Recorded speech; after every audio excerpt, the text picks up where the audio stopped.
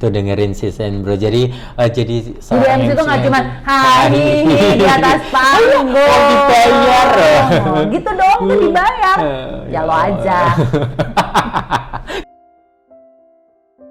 Hai Season Bro, kembali lagi bersama kita berdua masih dalam perbincangan per-MC ya dengan Kak Nessa Gozal. Wow, seru ya, dari awal tadi kita udah ngobrol, sharing banyak yang perjalanan Kak Nessa dilakukan. Tepuk tangan dong buat Kak Nessa, tepuk tangan dong. Nah, masih banyak yang lebih berdarah-darah kok, masih banyak. Oke. yang banyak. Tadi soal haters, pernah nggak sih ngalamin komen? Ya Paling mungkin, komennya body shaming doang sih. ya boleh dong diceritain Sis and Bro, kan di sana kan Komen paling nggak body tahu, shaming, tapi seingatku tuh aku nggak pernah merasa, mungkin ada tapi nggak ngomong ke aku, bisa jadi Oke. kan ya kalau nggak suka sama aku, tapi kayaknya nggak ada yang langsung mengkonfront ke aku, tapi paling body shaming aja yang kayak gendutan apa, karena kan aku emang orangnya gampang gendut ya. Tipe badan yang emang gampang gembul aja gitu. Jadi paling seringnya sih di situ aja sih. Nggak pernah ada yang kayak bener-bener konfrontasi ke aku. Kok Nessa kok begitu? Nggak. Di sosmed juga nggak ada sih. Nah, seumpama nih buat si Sembro di sana kan cara menanggapi kalau seumpama ada haters tuh gimana sih? Cara menanggapi mungkin kan kita nggak tahu tuh. Apakah dibales kah? Apakah di Aku tuh menyadari bahwa nggak akan bisa semua orang tuh suka sama aku.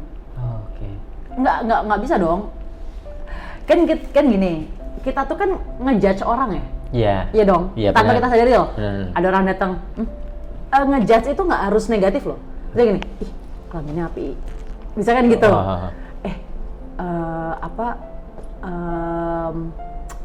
Cantik ya orangnya ya, putih, bersih. Misalnya gitu. Jadi kita tidak akan pernah bisa lepas dari penilaian orang juga. Karena kita juga nilai orang. Benar. Dan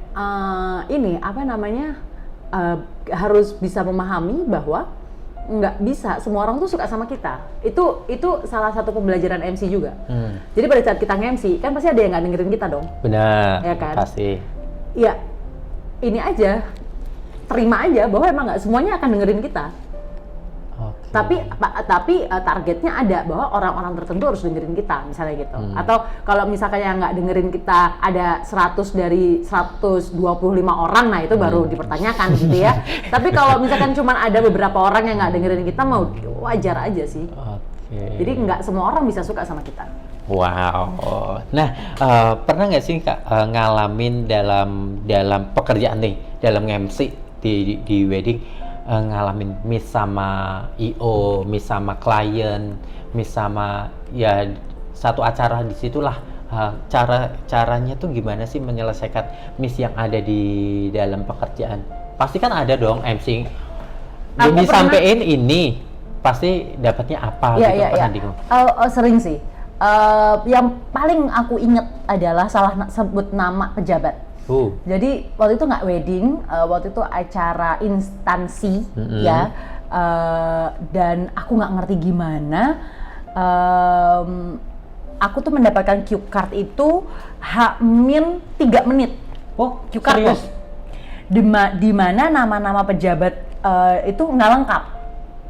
Ini nggak apa-apa, udah di-sharing aja. Jadi terus habis itu kenapa aku bisa bilang H-3 menit, karena nggak lama setelah itu pejabat yang paling tinggi masuk tuh pada saat itu gitu kan. Terus habis itu aku harus menyambut kan, dan pada saat menyambut gelarnya tidak komplit ya. Caranya itu Aku bisa taunya karena wah kok si bapak ini nggak senyum ya. Biasanya kan kalau pejabat itu kalau disebut namanya paling nggak dia senyum, ngangguk gitu ya, memberikan respon. Ini kok enggak ya, mati gue gitu kan. Terus habis itu taunya lagi bahwa aku salah itu kan ada sambutan ya. Pasti ya sambutan anak buahnya dia. Pas sambutan anak buahnya dia menyebutkan namanya lengkap. Sepanjang itu gelarnya gitu kan. Terus kayak nah itu kemampuan untuk nggak panik kemampuan untuk cepat mengambil keputusan itu diperlukan seorang MC. Jadi pada saat itu langsung cepet. Jadi kalau kita terpuruk, kan ada yang dulu tuh dulu banget aku suka gini. Kalau lagi bikin kesalahan, habis itu dipikirin banget. Sampai aduh gitu ya. Goblok. Padahal itu hanya akan mempengaruhi mood di segmen-segmen berikutnya. Oke. Jadi harusnya lupakan aja. Lupakan kalau bikin kesalahan. Diingetnya nanti kalau udah selesai. Pada saat itu yang harus dilakukan adalah ambil keputusan. Jadi emosinya harus dijaga. Emosi itu bukan hanya marah kan ya, tapi emosinya harus dijaga. Jadi pada saat itu cepet cari siapa nama lengkap. Disebut, diudahkan aku tulis tuh nama lengkapnya dan harus cepet kan, karena jedanya cuma sambutan. Nah pada saat itu aku omongin lagi nama pejabat ini dengan komplit, dengan intonasi yang bagus, yang menggelegar, yang dengan bangga. Ya udah terus akhirnya senyum-senyum aja sih habis itu gitu. Apalagi ya, beberapa kali lah pasti ya namanya event tuh kayaknya kok jarang ya event tuh 100% lancar. Pasti ada apanya gitu. Pasti ada apanya dan udah kayaknya salah satu yang aku ingat itu sih. Itu tuh yang paling aku kerekam banget tuh. Kayak inget ya sampai sekarang. Salah pejabat. Tapi cara maksudnya apakah nyamperin pejabatnya, Pak maaf Pak tadi karena setelah itu pejabatnya lupa juga. Karena namanya nggak salah ya. Iya. Karena namanya cuma kurang lengkap. Kalau salah nama aku pernah, tapi ini tuh emang kemampuan ini ya, kemampuan ngeles ya. Jadi gini ceritanya. Jadi acara itu acara 3 hari. Dan ini sudah hari ketiga. Kalau hari ketiga kan biasanya udah akrab ya sama peserta seminar gitu-gitu kan. Nah, di hari ketiga ini nama pejabatnya gue salah sebut. Jadi misalnya gini, misalkan namanya Heru Santoso, gue nyebutnya Heru Pambudi, misalkan gitu. Misalnya gitu ya. Dan itu semua orang ketawa.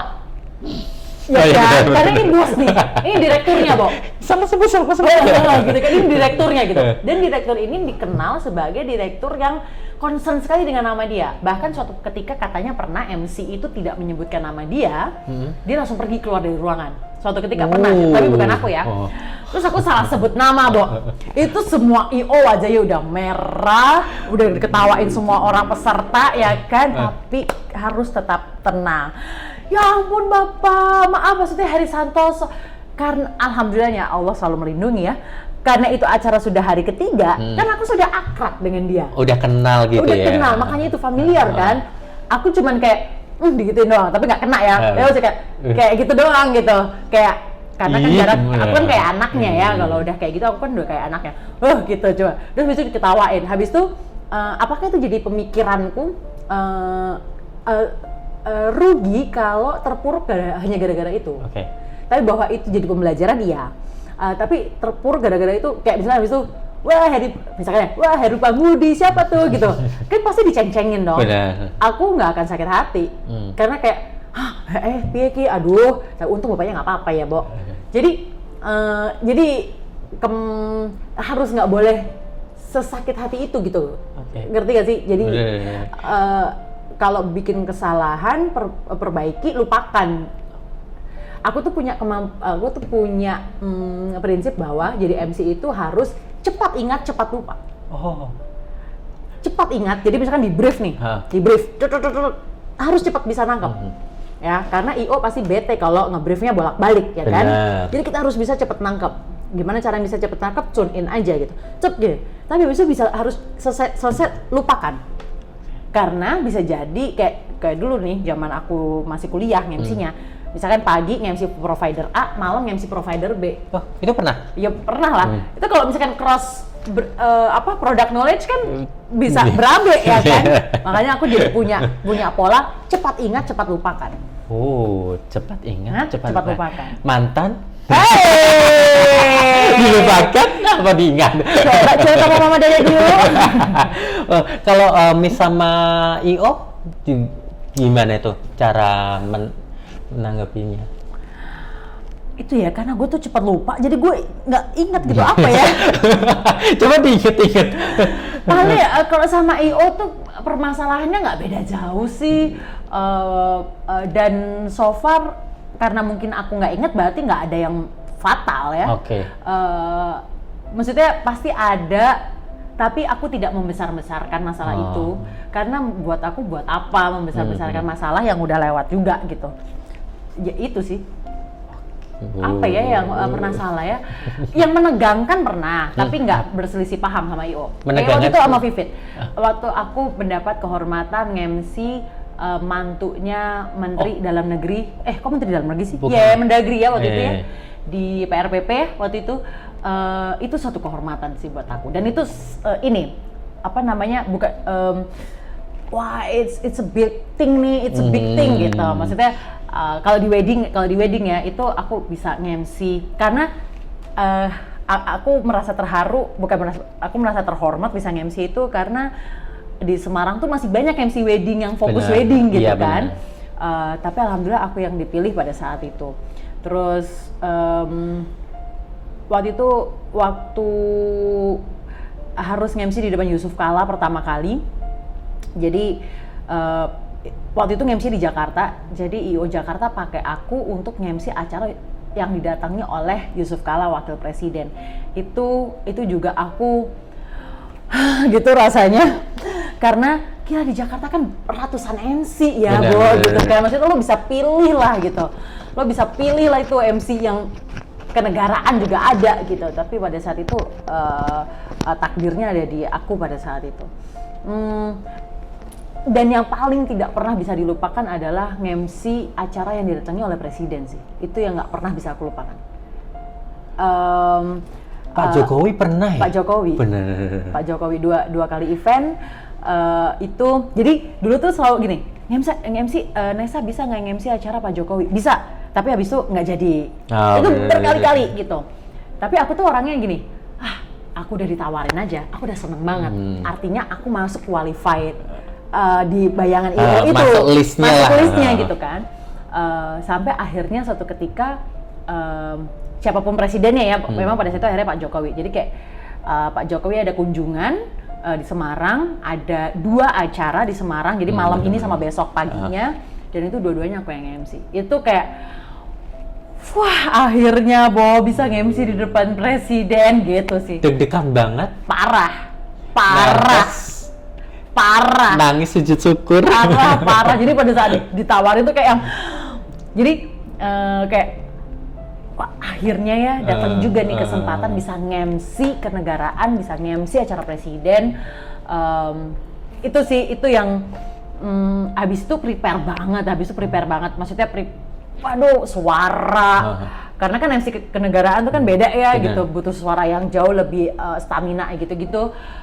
Terus habis jadi dan punya kesempatan untuk bekerja sama dengan protokol kepresidenan, itu juga menurut aku satu kesempatan yang nggak bisa dapet, karena pada saat itu MC-nya aku dan ada MC Semarang juga ada, tapi besokannya tuh aku MC sama orang Jakarta. Jadi aku kayak ya Allah, kesempatan itu nggak datang ke semua orang gitu. Jadi kayak alhamdulillah banget sih pada saat itu. Orang kita di jalan aja nyapa-nyapa. Iya zaman dulu kecil ya, Pak Harto, ya SBY gitu kan ya. Mobilnya aja lewat itu udah seneng banget. Zaman dulu sih ya, Pak. Sampai sekarang masih dilakukan loh. Iya, kalau ada presiden datang ya. Oke, Kak, tadi kan ada kayak miss terus salah-salah. Pernah nggak sih ngerasain di cancel job atau sering lah. Itu sering banget. Pernah nggak sih? Pernah, udah JR. Serius? Udah JR, besoknya aku harusnya ada kerjaan, tapi nggak aku ambil karena sudah deal itu, sudah JR malamnya. Jam 12 malam ditelepon bahwa batal. Terus alasannya aku nggak tahu apa, tapi akhirnya pakai MC internal kantor itu. Aku nggak ngerti apa yang terjadi. Cancel job sering lah. Terus membangun moodnya itu gimana tuh? Ya udah gitu. Ya tadi sering lupain aja. Ya udah gitu. Kesel kayak ya harusnya dapet tuh duit gitu kan ya. Kayak harusnya dapet tuh gitu. Cuman ya udahlah. Sekarang udah bisa bilang ya udahlah gitu. Maksudnya kayak ya mau sekenceng apapun ngejarnya, kalau emang bukan takdirnya kan ya sudah nggak akan dapet ya. Jadi ya udahlah, yang penting bukan karena kesalahan aku gitu. Walaupun aku nggak tahu itu kesalahan aku apa. Tapi kalau cancel job pasti sering lah. Semua MC menurut aku pasti sering di cancel jobnya. Tapi aku baru denger loh. Udah JR loh, Bo. Udah jam 12 malam gue ditelepon. Padahal besoknya aku, tau nggak yang aku batalin apa? Syuting Antv. Astaga. Aku tidak mengambil syuting Antv karena ngambil job itu dan ternyata nggak jadi. Tapi kan hal itu kan sering terjadi ya. Maksudnya sering nggak sih kamu udah ngambil job makeup ini, ternyata ini dibatalin. Iya tau gitu gue ngambil yang ini gitu kan? Bener. Itu sering lah. Pernah sih, iya pernah. Kan? Oke, pernah nggak sih juga ngalamin salah tempat atau salah jadwal? Nah. Harusnya pernah, cuman gue lupa. Tapi harusnya pernah, terutama kalau lagi padat-padatnya. Kalau lagi padat-padatnya, misalnya kayak tiap hari MC gitu. Yang paling pusing itu menurut aku kalau tiap hari MC adalah bajunya pakai apa. Karena bajunya pasti harus ganti-ganti terus. Harusnya pernah tapi aku lupa apa. Harusnya pernah tapi nggak mungkin aku nggak. Biasanya kalau wedding hotel ya kayak nggak di Masjid Agung ya, gue pikir di Masjid Agung ya gitu ya gitu deh. Maka itu being on time is already late. Karena pasti ada human error, itu harus selalu diperhitungkan. Seru ya. Kak, gimana sih cara mempersiapkan? Mungkin kan sis and bro di sana kan nggak tahu nih, yang dipersiapkan Kak Nessa tuh sebagai MC tuh apa aja sih? Ya dari apa aja baju. Supaya biar di sharing aja biar. Yang pertama adalah acara. Acaranya seperti apa? Karena aku orang yang termasuk mengkonsep. Aku mau bawain acara itu mau kayak apa, mau seserius apa, mau seguyonan apa. Misalkan yang datang pejabat, gitu ya, yang datang Pak Wali misalnya gitu. Untungnya Pak Wali Kota Semarang sekarang Pak Hendrar Prihadi orangnya agak easy going gitu ya. Jadi justru berarti aku harus siapin guyonan-guyonan yang selalu fresh misalnya gitu. Aku harus selalu update dengan keadaan. Aku harus selalu update dengan keadaan. Misalnya apalagi aku kan bukan banyak ya, maksudnya aku beberapa kali di instansi gitu ya, di instansi pemerintahan. Jadi aku harus update tuh dengan keadaan. Misalkan lagi ngomongin pariwisata, aku harus update dengan pariwisata. Lagi ngomongin tentang kesehatan, aku harus update dengan kesehatan yang kayak gitu. Terus baju, baju sih terutama. Terus habis itu konsep baju, udah konsep itu kan soalnya turunannya banyak banget, mau ngomong apa, mau guyonan di bagian mana, mau bangun mood audiens dengan cara apa, ya gitu sih. Itu aku pikirin loh, mau bangun mood audiens dengan cara apa ya gitu. Games kah, guyonan kah, pantun kah. Dan itu bisa dilihat dari audiensnya seperti apa. Misalkan gini, audiensnya bapak-bapak, ibu-ibu gitu. Pantun tuh udah paling gampang, paling gampang.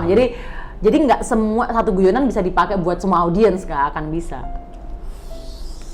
Berarti untuk masalah baju juga harus dipikirin banget. Jadwal, terus konsep acara, terus juk-juk yang mau disampaikan juga harus disampaikan. Materi-materi apa yang mau disampaikan, karena biar nggak bosen. Karena misalkan aku kan beberapa kali di instansi pemerintah dan itu beberapa hari misalnya gitu ya. Ketemunya kan sama-sama ya. Misalnya ketemunya wakil wali kota lagi misalnya gitu. Berarti kan materi yang aku harus sampaikan aku harus beda-beda. Harus baru-baru. Baru. Jadi harus mengulik. Jadi makanya jadi MC itu nggak cuman, kan gue suka kesel tuh sama yang kan garek ngomong. Ya lo aja ngomong kalau gitu. Aku aja ngomong kayak gini mikir loh. Aku mikir loh dari perjalanan, aduh ngomong sama partnerku MC. Ya, aku juga kadang mikir juga nih, ini partnerku MC, aku harus cara ngomongnya gimana? Harus nggak boleh salah. Padahal boleh salah loh. Oh boleh salah? Boleh lah. Human error itu sudah pasti ada. Jadi aku kalau misalnya di kelas public speaking ya, di kelas akademi bicara, aku kan bilang siapa yang bilang nggak boleh salah? Boleh loh salah. Tapi gimana caranya memanage kesalahan? Gimana caranya kamu memanage kesalahan itu? Karena kalau sudah terbebani nggak boleh salah, biasanya pasti salah. bener. Iya kan? Iya. Itu Udah. adalah trik one on one public speaking. Mau tahu lebih lengkapnya? Langsung. Saya akademi bicara. di sini ya, nanti kita tulis ya. Akademi bicara. Ada kelasnya juga ya kak ya? Ada Oke, kelas, oke. ada kelas. Jadi buat sis and bro nanti kalau mau serius lagi mengulik untuk menjadi MC langsung Atau aja. public speaking Oh. karena semua pekerjaan pasti butuh Oh iya, public benar, speaking. benar. Kan? Bagaimana cara presentasi, Benar. gimana cara mengambil hati orang lain dengan cara berbicara, semuanya pasti butuh public speaking. Berarti dari kayak intinya kayak di dalam perusahaan ya semuanya butuh public speaking. Pasti. Wow, seru ya. Jadwal harus tadi boleh Jadwal, baju, konsep, mau ngomong apa, materi, sampai harus berangkat jam berapa. Ini dong harus bikin harus berangkat jam berapa kan mengatur waktu. Misalkan nge-MC acara weekdays, paginya ada kelas, jam 3 harus berarti jam, misalkan gini, standby maghrib, misalkan gitu, standby jam 5 lah. Berarti kan aku, berarti habis sholat asar langsung make up, berarti ganti bajunya ada di mana, yang gitu-gitu. Jadi ditarik mundur gitu. Oke. Itu dengerin sis and bro. Jadi Jadi MC itu nggak cuma hai di atas panggung. Dibayar. Gitu dong, tuh dibayar. Ya lo aja.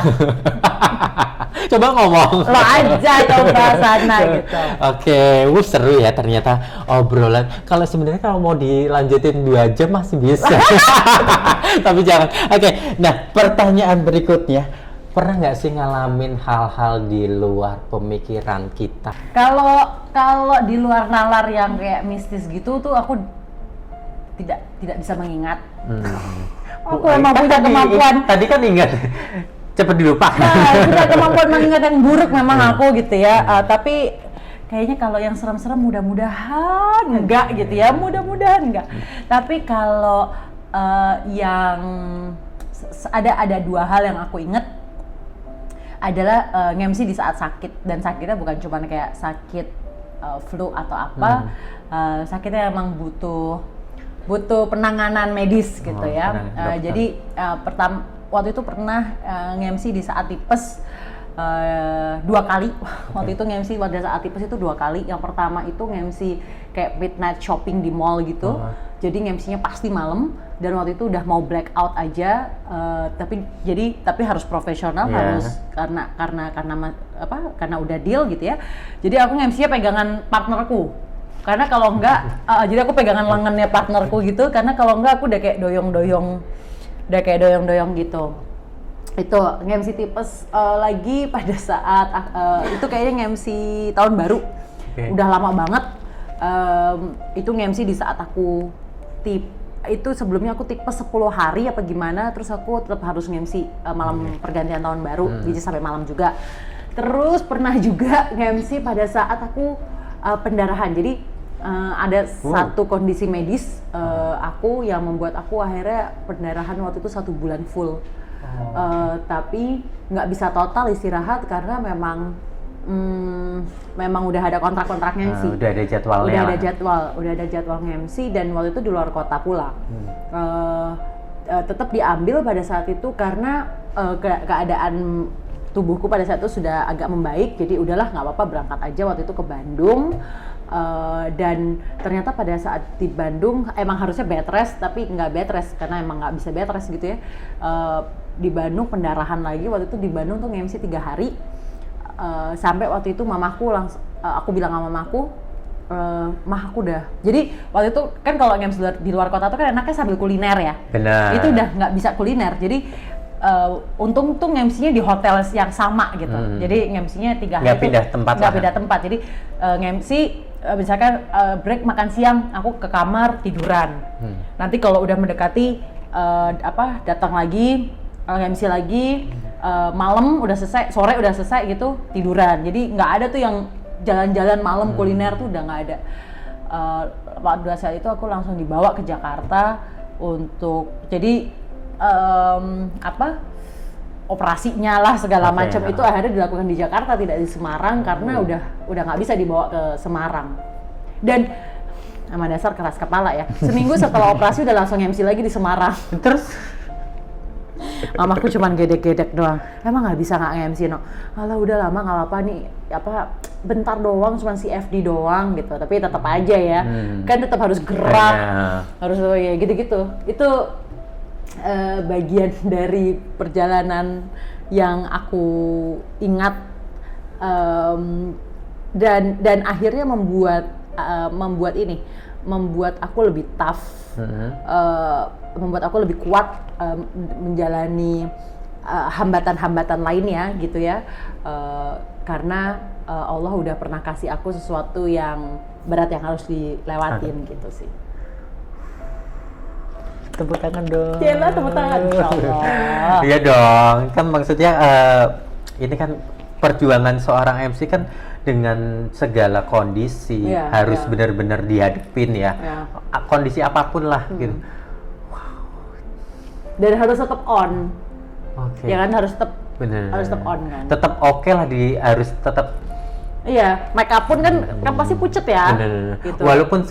Walaupun sakit terus di make upin tetap juga kelihatan banget. Sih, makanya effortnya harus lebih besar kan. Maksudnya effort untuk happy kayak halo, kayak ya ekspresi wajahnya harus tetap bisa main. Yang gitu-gitu deh, memanage emosi kayak gitu-gitu. Itu dengerin sis and bro. Benar-benar harus bisa mengontrol diri, mengontrol kondisi. Ya kalau untuk mengatur kesehatan pun juga harus benar. Iya sih, akhirnya aku suka digini nama partner aku, Mas Adi gitu ya. Kamu gila sih gitu. Soalnya waktu yang MC tahun baru itu sama Mas Adi, udah lama sekali tuh. Kamu gila sih, masih tetap nge-MC. Aku bilang, enggak lah, aku kayaknya udah membaik deh gitu. Waktu itu pernah sih aku harus batalin nge-MC karena sakit, karena emang udah nggak bisa apa-apa. Kayaknya berapa tahun yang lalu tuh, jadi kan penyakit kita tuh kan nggak jauh-jauh ya, lambung, tifus gitu-gitu kan. Karena telat makan. Telat makan, udah keburu malam lah apa. Dikasih nasi dus. Iya kan, nggak tahu kebersihannya gitu kan. Ya udahlah. Bismillah gitu sih. Aku tuh pokoknya asal diizinin. Jadi kalau dulu mamah, jadi dulu dapat izin. Jadi kalau mamah bilang boleh, ayo. Sekarang suami, misalnya kalau suami bilang ya udah, lebih lega gitu, ngerjainnya tuh lebih lega gitu. Jadi lebih ikhlas, orang rumah ikhlas. Iya. Jadi nggak ada yang digondeli. Nggak ada beban. Dengerin tuh. Pokoknya pekerjaan apapun kalau keluarga mengikhlaskan, ya udah lancar. Nah, boleh nggak sih sebelum kita menutup segmen ini, boleh dong dikasih tips dan triknya? Mungkin kan sis and bro yang di sana kan ada yang mau memulai menjadi MC, terus ada yang sis and bro sana klien-klien calonnya Kak. Calon customer ya. Calon tahun depan untuk booking jobnya Kak. Nah, tolong saya masih ada cicilan sampai 4 tahun ke depan.